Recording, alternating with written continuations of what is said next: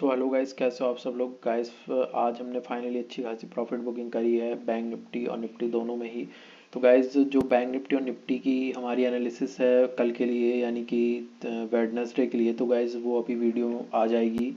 अभी हम बात करते हैं गाइस हमारी इंट्राडे कॉल या पोजिशनल कॉल हमारी क्या स्टॉक्स में कल होनी चाहिए, हमें किसे अपने राडार पे रखना चाहिए और क्या स्ट्रेटजी बनानी चाहिए गाइस। इसके लिए मैंने अभी ये वीडियो बनाई है। तो गाइज जो मैंने कल के लिए स्टॉक्स आइडेंटिफाई किए हैं वो गाइज 3 स्टॉक्स हैं। और गाइज तीनों में ही आज मेरे को दो में तो गाइज मेरे को ब्रेकआउट मिला है और एक में ब्रेक डाउन मिला है। यानी कि दो गाइज जो हैं वो बुलिश रन वाले हैं, एक बेयरिश रन वाला है। तो गाइज इस तरह है स्ट्रेटजी हमारी। तो गाइज 3 ऐसे स्टॉक हैं जो मैंने आइडेंटिफाई किए हैं जिसको आपको कल रडार पे रखना है, और जो मैं लेवल्स दे रहा हूँ उसको मार्क करके रखना है।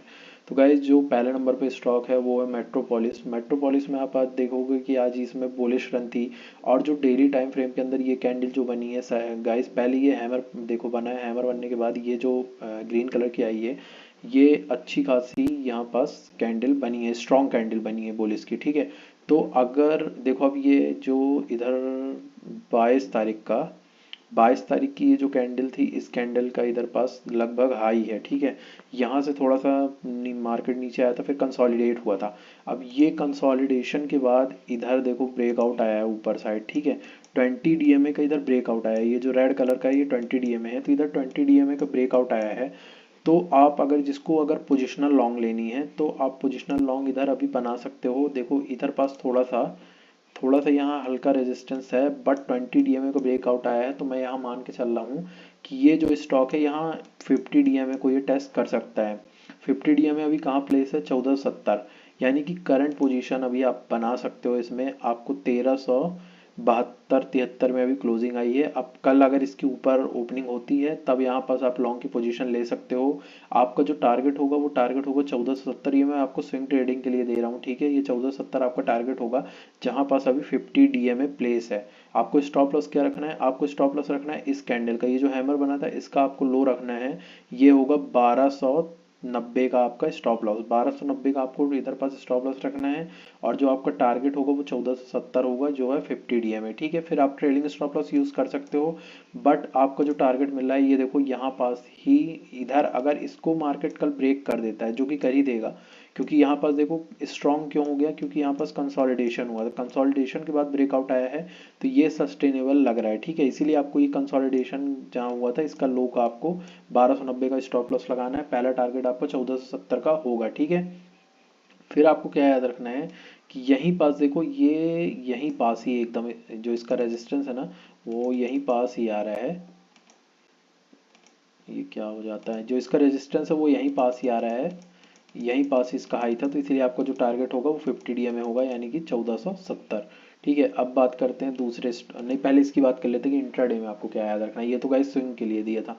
अब आप आर्ली टाइम फ्रेम में आओगे तो आर्ली टाइम फ्रेम में आप देखो, इसमें आर्ली टाइम फ्रेम में भी यहाँ पास 50 DMA और 20 DMA का क्रॉस ओवर आया है।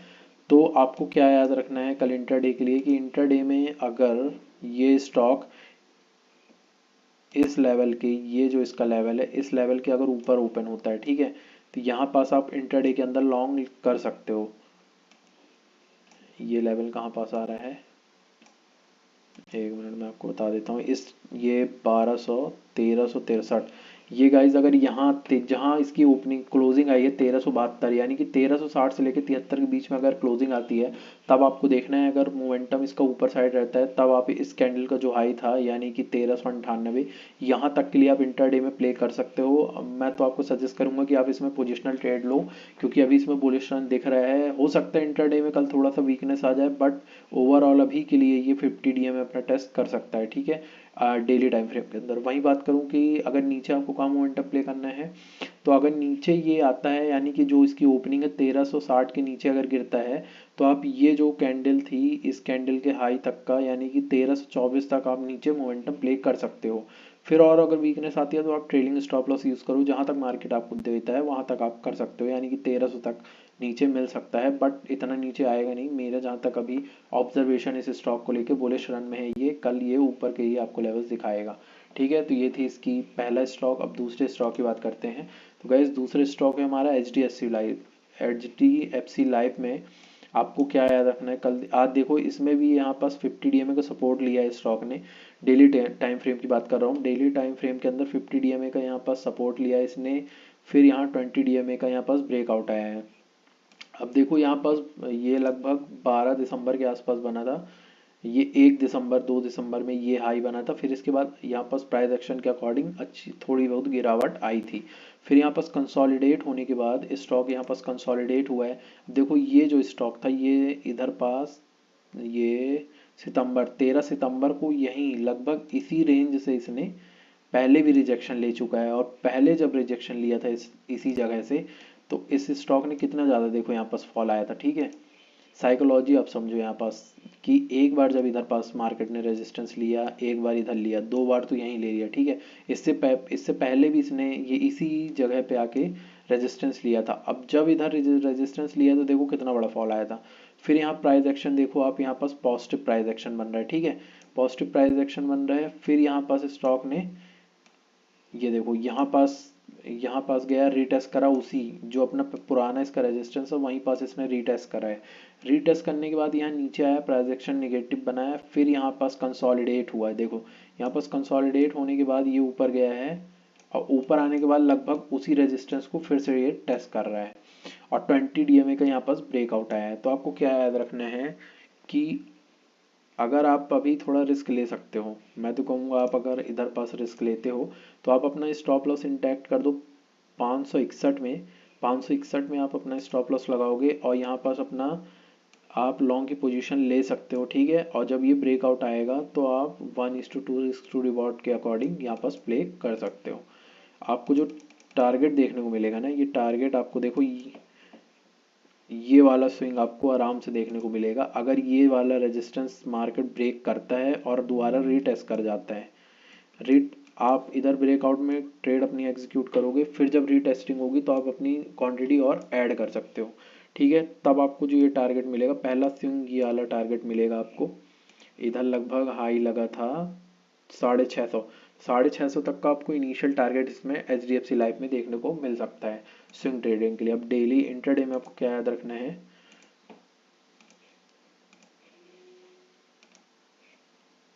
देखो आर्ली टाइम फ्रेम के अंदर आप देखोगे,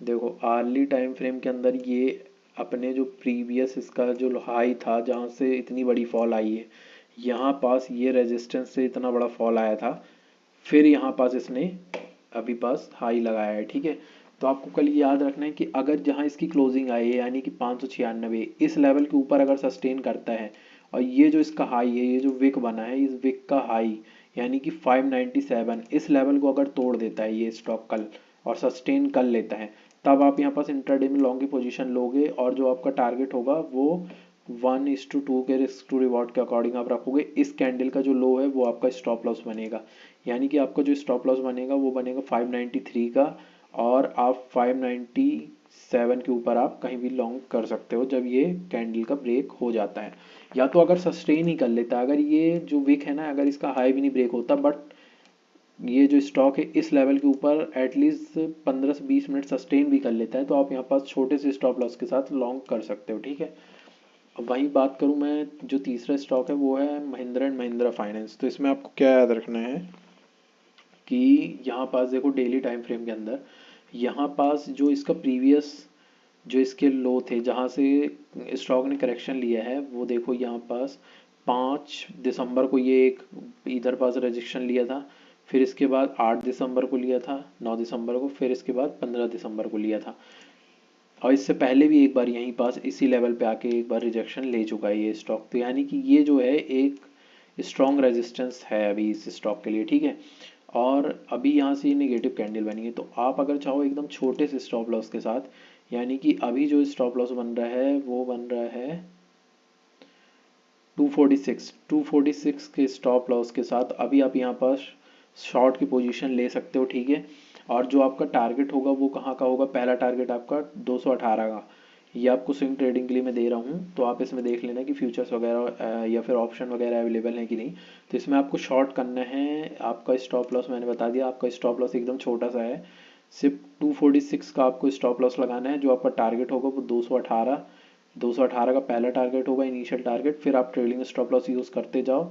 अगर ज़्यादा बड़ी फॉल आती है तो 200 तक के लेवल आपको यहाँ देखने को मिल सकते हैं महिंद्रा एंड महिंद्रा फाइनेंस में, ठीक है। ये थी। अब इसको एक बार आर्ली टाइम फ्रेम में भी देख लेते हैं। देखो, हाँ देखो आर्ली टाइम फ्रेम में क्या हुआ है, इतने बड़े फॉल के बाद यहाँ स्टॉक कंसोलिडेट किया है, ठीक है।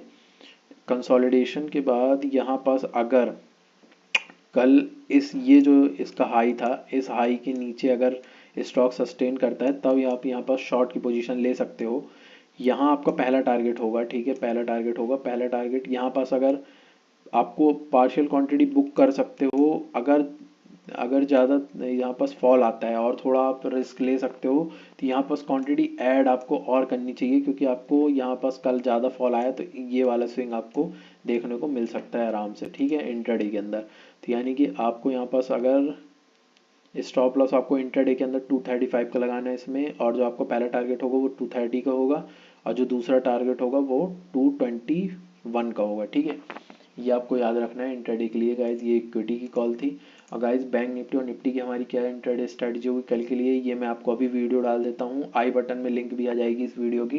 तो गाइज जाके उसको चेकआउट कर लेना कि कल क्या हमारी इंट्राडे स्ट्रैटेजी होनी चाहिए और पोजिशनल क्या स्ट्रैटेजी होनी चाहिए आने वाले समय में, यानी कि इस मंथ तक हमको निफ्टी और बैंक निफ्टी में कहाँ तक के लेवल्स दिख सकते हैं, ये भी गाइज मैं आपको समझा दूंगा। तो गाइज अभी चैनल में नए हो तो सब्सक्राइब कर लो और वीडियो को लाइक ज़रूर कर देना। Thank you.